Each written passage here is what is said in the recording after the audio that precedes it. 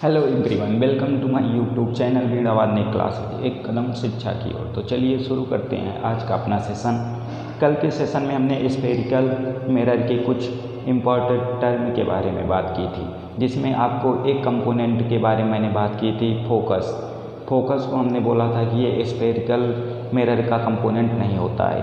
तो चलिए आज हम समझते हैं कि जो हमारा फोकस होता है वो किस चीज़ का, कहाँ का कंपोनेंट्स होता है।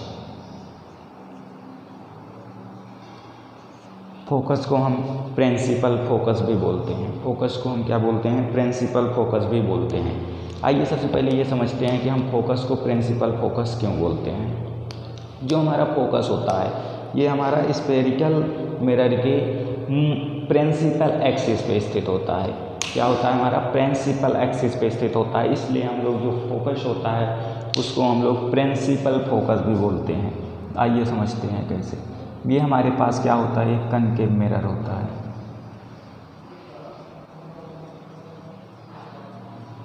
ये हमारे पास कनकेव मिरर। कल हमने पोल के बारे में बात की थी कि इसका जो हमारा अपर्चर होता है उसका जो मिडिल पॉइंट होता है वो क्या होता है? हमारा पोल होता है। और ये हमारा जो मिरर होता है ये जिस खोखले गोले का कटा हुआ भाग होता है उसका जो हमारा सेंटर होता है उसे सेंटर ऑफ कर्वेचर बोलते हैं, जिसे हम सी से प्रदर्शित करते थे। और हमने ये भी बताई थी एक अनंत इनफाइनाइट प्लस से लेकर इनफाइनाइट माइनस तक जाने वाली रेखा जो सी और पी को मिलाते हुए जाती है उसे क्या कहते हैं? मुख्य फोकस कहते हैं। ये हमारा मुख्य फोकस की, ये हो गया हमारा मुख्य फोकस। इसका नाम हम देते हैं यक्स डैश। अब आप समझते हैं फोकस क्या होता है। फोकस जो होता है ये हमारे मुख्य अक्ष पर ही स्थित होता है। मीन्स यहाँ से लेके यहाँ तक ही कोई एक बिंदु होता है जो हमारा मुख्य फोकस कहलाता है। ये मुख्य एक्सिस पे स्थित होने के कारण ही हम फोकस को मुख्य फोकस भी कहते हैं। परंतु ये हमारा मुख्य फोकस कहाँ होता है इसे समझते हैं। इसे समझने के लिए हमें जो प्रकाश का रिफ्लेक्शन होता है, प्रकाश के परावर्तन के जो नियम होते हैं उन्हें समझना पड़ेगा।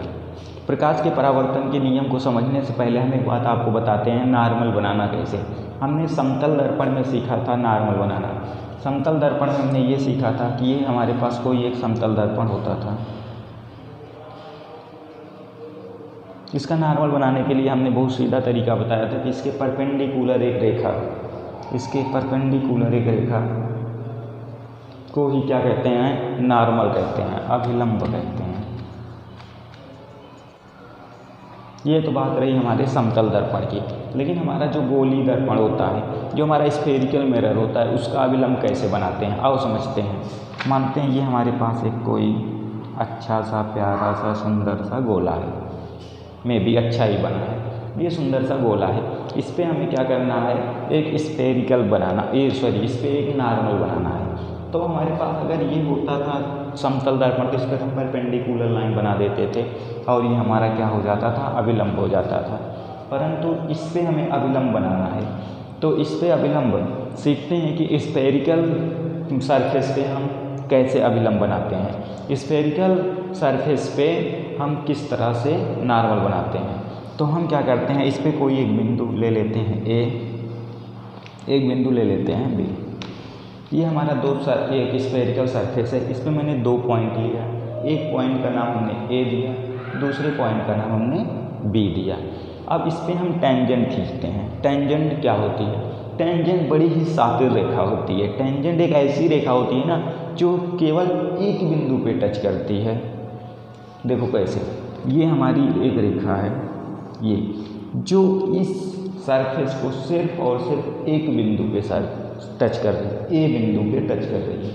तो हम समझ गए टेंजेंट क्या होती है। टेंजेंट एक बड़ी सातिर रेखा होती है जो केवल एक बिंदु पर ही टच करती है। चलो अब हमारे पास एक बिंदु आ गया है। अगर अब इस पर कोई कहता है हमारे इस पर परपेंडिकुलर, तो इस पर हम परपेंडिकुलर रेखा खींचते हैं। ये हमारा परपेंडिकुलर। तो मीन्स हम कह सकते हैं ए बिंदु जो है इसका हमारा अभिलंब या इसका नॉर्मल हमारा ए, इसका नाम हम देते हैं सी। इसका नाम क्या देते हैं? सी, सेंटर। तो सी तक आती है। इसी तरह हम बी पॉइंट पे एक क्या करते हैं? टेंजेंट खींचते हैं। ये टेंजेंट खींचते हैं। अब इस पर हम क्या करते हैं, एक अभिलंब, इस पर एक 90 अंश का परपेंडिकुलर रेखा खींचते हैं। ये परपेंडिकुलर है रेखा ये, तो इससे हमें एक सिद्ध ये होता है कि हम कहीं ये कह सकते हैं कि ये हमारा जो स्फेरिकल सरफेस है, इसके प्रत्येक बिंदु से जो परपेंडिकुलर रेखा है वो केंद्र, सेंटर से होकर गुजरती है। आओ समझते हैं, एक बिंदु और लेते हैं। मानते हैं एक बिंदु ये हमारे पास डी लेते हैं। ये हमारे पास एक बिंदु डी है, इस पर एक ये टेंजेंट खींचा, इस पे 90 अंश का एक एंगल बनाते हुए रेखा खींचते हैं। अरे ये भी तो हमारा सेंटर से होकर जा रहा है, अतः हम कह सकते हैं कि हमारी जो स्फेरिकल सरफेस होता है उसका जो टेंजेंट होगा, स्फेरिकल सरफेस का जो भी हमारा नॉर्मल होगा वो हमेशा सेंटर से होकर जाता है। मीन्स ये भी 90 अंश, ये भी 90 अंश, ये भी 90 अंश। तो हमने सीखा, क्या सीखा, स्फेरिकल सरफेस पे नॉर्मल बनाना। चलिए ठीक, अब बात करते हैं फोकस की। फोकस क्या होता है, हमने प्रकाश के रिफ्लेक्शन में 2 नियम पढ़े थे। पहला नियम हमने पढ़ा था कि जो रेखाएं वो जिस माध्यम में आती हैं, परावर्तन के बाद उसी माध्यम में उतने ही एंगल से होकर वापस चली जाती हैं। देखो कैसे, मानो एक रेखा ये एक आपतित किरण आ रही है हमारे पास, इंसिडेंट रे आई, एक इंसिडेंट रे आ गई, ये इस पे सतह पे टकराई, सतह पे टकराने के बाद ये क्या होगा, वापस आएगी। लेकिन ये वापस कब आएगी, ये जिस एंगल से आई है उसी एंगल से वापस जाएगी। तो ये जिस एंगल से आई है उस एंगल को जानने के लिए हमें नॉर्मल की ज़रूरत पड़ती है। तो नॉर्मल मानते हैं ये बिंदु हमारा ओ पे आते क्या कर रही है, स्ट्राइक कर रही है। अब ओ से सी पे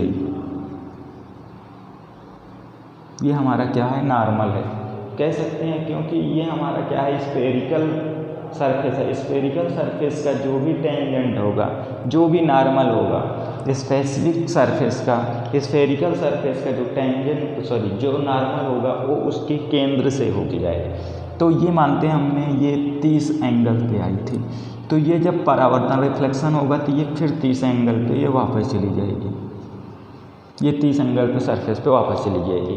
तो इस रेखा से हमने एक चीज़ सीखा, हमने ये देखा कि ये जो हमारी रिफ्लेक्टिव रे है, रिफ्लेक्शन के बाद ये मुख्य एक्सिस को एक बिंदु पे टच कर रही है। इस बिंदु का नाम दे देते हैं एफ। इस बिंदु का नाम क्या देते हैं, एफ का नाम देते हैं। दूसरा हम देखते हैं, मानो एक हमारे पास ये एक किरण है जो ऐसे आ रही है, इस पर ये आई। अब हम देखते हैं कि ये क्या करते हैं, ये रिफ्लेक्शन की होगा, तो रिफ्लेक्शन के बाद ये किस एंगल से जाएगी, पहले हम क्या करते हैं, नॉर्मल बनाते हैं। मानते हैं ये हमारे 60 अंश पे आई है, तो ये 60 अंश पे वापस चली जाएगी, ये 60 अंश पे वापस चली गई। ये भी देखते हैं कि मुख्य एक्सिस पे, मुख्य अक्ष के एक बिंदु पे टच कर रही है, और वो बिंदु कहीं और नहीं, पहली वाली परावर्तन जो हुआ था पहली वाली रेखा के ही बिंदु पर टच करती है। तो हमारा फोकस कोई दूसरा पॉइंट नहीं, यही पॉइंट हमारा क्या होता है, फोकस होता है। और ये पॉइंट मुख्य अक्ष पे होने के कारण इसे मुख्य फोकस भी कहते हैं। ये क्या होता है, हमारा फोकस होता है, यही पॉइंट फोकस होता है। ठीक है, तो हम कह सकते हैं थ्योरेटिकल भाषा में कि मुख्य एक्सिस, ये क्या है हमारा मुख्य एक्सिस, प्रिंसिपल एक्सिस के पैरेलल आने वाली किरणें परावर्तन के बाद मुख्य अक्ष को जिस बिंदु पर काटती हैं वो हमारा मुख्य फोकस होता है या फोकस होता है। आओ समझते हैं, ये रही बात फोकस की। अब आती है फोकस दूरी। फोकस दूरी क्या होती है, देखो हमने कल पढ़ा था सेंटर ऑफ कर्वेचर से लेकर पोल तक की जो दूरी होती है, सेंटर ऑफ कर्वेचर से पोल तक की जो दूरी होती है उसे हम लोग क्या बोलते थे, radius of curvature, radius of curvature, वक्रीय त्रिज्या बोलते थे। अब देखो इसमें फोकस में क्या होता है, इसमें हमारी मुख्य फोकस से लेकर the distance between principal focus to pole is called focal length. Focal length जो होती है हमारी वो मुख्य फोकस से लेकर ध्रुव या पोल के बीच की दूरी होती है। इसे हम लोग F से डिनोट करते हैं, स्मॉल F से डिनोट करते हैं। और हमारी ये जो त्रिज्या, ये वक्रता त्रिज्या होती थी, डिस्टेंस बिटवीन सेंटर टू पोल, उसे हम लोग रेडियस R से डिनोट करते थे। तो हमने मैथमेटिक फॉर्म में अगर देखते हैं, ये जो हमारा रेडियस होता है यहाँ से यहाँ तक की डिस्टेंस, ये फोकस हमारा रेडियस के मिडिल पॉइंट पे होता है। कहाँ पे होता है? मिडिल पॉइंट पे होता है। मीन्स ये F जो हमारा होता है, ये फोकस लेंथ F जो होती है, ये हमारा R के बराबर होता है। 2F मतलब एक F यहाँ तक और एक F यहाँ तक, ये दूरी और ये दूरी आपस में बराबर होती है। तो हमारा ये फोकस है, ये हमारा क्या है? फोकस दूरी। तो ये भी हमारा फोकस दूरी हुई ना। तो ये फोकस और ये फोकस, 2 फोकस और ये टोटल यहाँ तक हो गया, यहाँ तक मीन्स R। तो इसे हम कह सकते हैं F बराबर R/2। ये हमारा क्या होता है? इक्वेशन होता है। ये मैथमेटिक्स फॉर्म में। ये रही बात हमारे कनकेव मिरर की। अब समझते हैं कन्वेक्स मिरर में क्या होता है।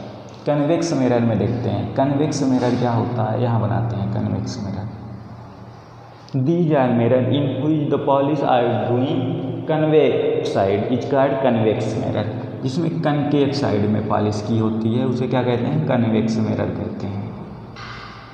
ये हुआ, ये हमारा P था, ये हमारा प्रिंसिपल एक्सिस था, ये हमारा C था ना, ये था। अब इसमें क्या होता है, हमारी जो किरणें होती हैं, जैसे इसमें समानांतर है, इसमें जो हमारा रिफ्लेक्शन होता है वो कन्वेक्स साइड से होता है। मीन्स इधर से हमारी प्रकाश की किरण यहाँ आई और एक प्रकाश की किरण यहाँ आई, ये 2 किरणें आई, ये दोनों किरणें क्या हुई? परावर्तन करेंगे, रिफ्लेक्शन करेंगे। रिफ्लेक्शन करने के लिए पहले हमें नॉर्मल चाहिए। इसका नॉर्मल ये होता है, ये, और इसका नॉर्मल ये हो गया। इसे थोड़ा हम आगे बढ़ा देते हैं। देखो, जो हमारा कनकेव मिरर होता है, ये जो प्रकाश की किरणें होती हैं ना, उन्हें क्या करता है ना, कंप्रेस करता है, एकत्रित करता है, और ये जो किरणें होती हैं इसे फैलाने का काम करता है।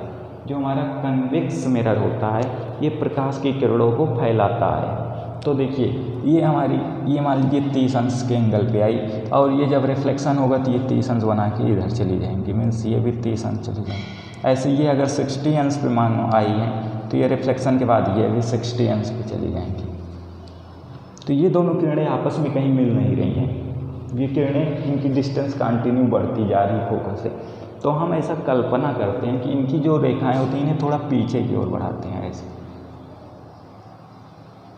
तो ये एक बिंदु या एक बिंदु पर, मुख्य एक्सिस के एक बिंदु पर मिल रही है। तो ये जिस बिंदु पे मिल रही है, यही बिंदु हमारा फोकस होता है।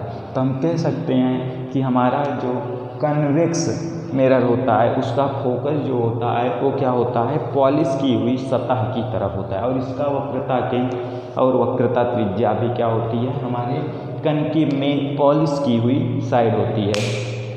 तो आज हमने समझा मुख्य फोकस और फोकल लेंथ के बारे में। मैं आशा करता हूँ कि आज का सेशन आपको पसंद आया होगा।